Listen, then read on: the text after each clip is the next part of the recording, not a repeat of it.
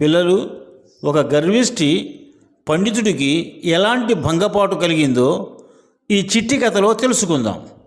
చిట్టి కథ పేరు గర్విష్టి. అనగనగా శ్రీపురం అనే దేశం.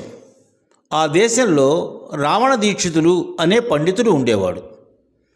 పొరుగునే భావపురి అనే దేశం ఉంది. ఆ దేశంలో జ్ఞానభద్ర ఆచార్య అనే పండితుడు ఉండేవాడు. ఆ దేశపు రాజు చాలా మంచివాడు. పండితుడు అంటే ఆయనకి చాలా ఇష్టం. పొరుగు దేశం నుండి వచ్చిన పండితులను తన ఆస్థాన పండితులతో పోటీ చేసి గెలిస్తే బహుమతులుగా చాలా బంగారు నాణ్యాలు ఇచ్చేవాడు. రావణ దీక్షితులు ఎలాగైనా సరే జ్ఞానబద్ధ ఆచార్యని ఓడించి ఆ దేశపు రాజు నుంచి మంచి బహుమతులు సంపాదించాలనే కోరిక కలిగింది. రావణ దీక్షితులు భావపురి బయలుదేరాడు. భావపురి దగ్గర పడుతుండగా ఆయనకి ఒక కుర్రవాడు ఎదురుపడ్డాడు. రావణ దీక్షితులను చూచి ఈయన ఎవరో కానీ ఊరికి కొత్తవారిలా ఉన్నారు అని అనుకున్నాడు. వెంటనే, స్వామి నమస్కారం, మీరెవరో కొత్తవారిలా ఉన్నారు, ఎంతవరకు మీ ప్రయాణం అని వినయంగా ప్రశ్నించాడు.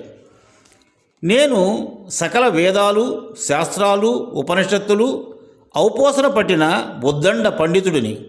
నా పేరు రావణ దీక్షితులు.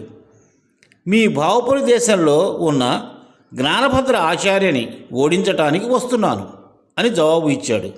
అలాగా, మంచిది స్వామి, నేను ఒక చిన్న ప్రశ్న వేస్తాను, జవాబు చెప్పగలరా అని అడిగాడు ఆ కుర్రవాడు.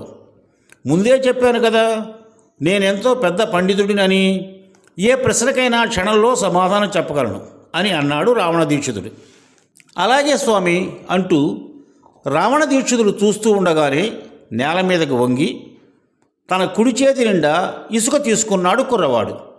స్వామి, ఇసుక రేణువుల పరిమాణం ఎంత అని అడిగాడు.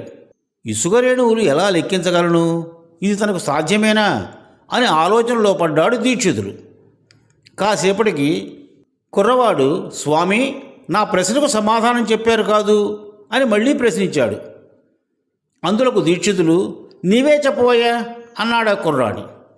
ఒక పిడికిలో ఉన్న ఇసుకను పిడికడు ఇసుక అంటారు అని చెప్పలేని మీరు జ్ఞానభద్ర ఆచార్య పండితుడిని ఓడించడానికి వెళుతున్నారు అని ఎగతాళిగా నవ్వుతూ పిడికిల్లోని ఇసుకొని కింద పడవేసి వెళ్ళబోయాడు.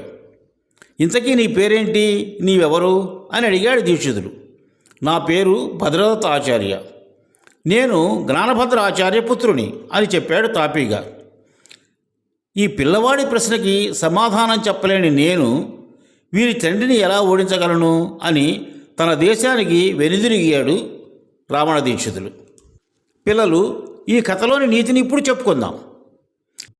ఎవరైనా ఎంత పండితులైనా, ఎంత పాండిత్యాన్ని సంపాదించుకోవచ్చినా, వేదాలలో శాస్త్రాలలో జ్ఞానాన్ని సంపాదించుకోవచ్చు, కానీ పాండిత్యంతో గర్వం పెంచుకోకూడదు.